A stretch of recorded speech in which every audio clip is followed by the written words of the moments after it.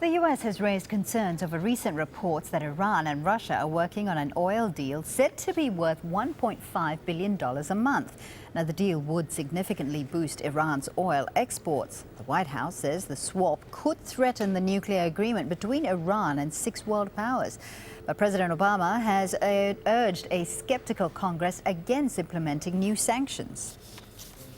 My preference is for peace and diplomacy, and this is one of the reasons why I've sent a message to Congress that now is not the time for us to impose new sanctions. Now is the time for us to allow the diplomats and technical experts to do their work. We will be able to monitor and verify whether or not the interim agreement is being followed through on, and if it is not, we'll be in a strong position to respond. But what we want to do is give diplomacy a chance. Iran's foreign minister says his country has similar concerns about the deal. There is a very serious confidence deficit vis-à-vis the West in Iran. Our people believe that our peaceful nuclear program has been dealt with in a totally unfounded way. The Iranian people have been subjected to various pressures that have run counter to international law. For more, we're joined by Reza Marashi, who is the research director at the National Iranian Council, and he is a former U.S. State Department official. He joins us live now from Washington. Reza, thank you very much for joining us on the show. Let's start first with President Barack Obama. Why do you think he has this need to make this appeal to Congress against implementing more sanctions against Iran? Well, he's had a contentious relationship with Congress ever since he came into office. I mean, couldn't have been more than a couple of weeks after he entered the White House. I believe it was Mitch McConnell said that his goal was to make Obama a one-term president. I think that personifies what we've seen over the past 4 years in terms of how they've interacted. But looking ahead, I think, we have a good deal that the military, the intelligence community, and all other branches of the executive branch, State Department included, all support. And then you have some members of Congress, by no means all of them, saying we need more sanctions, which not only violate the spirit of the agreement in Geneva, but could very well torpedo the deal if we are to take the Iranian foreign minister at his word.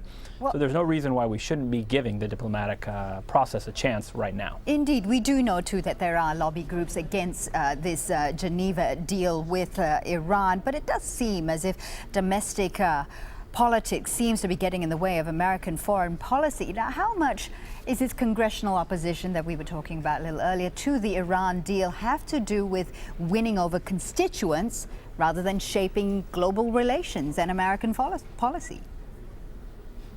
I think that's certainly an important component of it. And that's why you've seen President Obama be very forward-leaning, and the White House and the State Department as well, very forward-leaning when they speak publicly about this issue now. They're taking risks for peace, and they're finding an audience inside of Iran, not just the Iranian people, but also elements within the Iranian government who are willing to reciprocate in kind to try and take those kinds of risks for peace.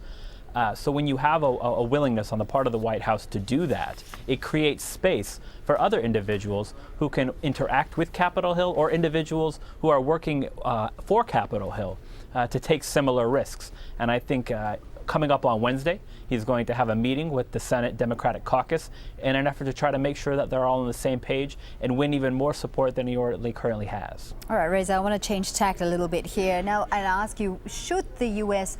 really be concerned about these reports of Iran and Russia working on an oil for goods deal? Well, I think there's concern on the part of the United States because right now that we feel like we have Iran in a good place, meaning we're in the diplomatic process in an effort to try to get a larger deal, a final deal that solves all of the problems. And there's concern that we can empower elements inside of Iran who are opposed to diplomacy if we go forward with this deal between Iran and Russia. I don't share those concerns, and there's two key reasons why I don't. One, while it's true that Iran wants to export as much of its oil as possible, it's giving this oil, or it's trading this oil to Russia, who is also a huge energy producer. So it's going to put more oil onto the market. It's going to lower oil prices in all likelihood, which means that Iran's going to end up getting less money for the oil that it sells. But it's also only going to get goods in return from Russia.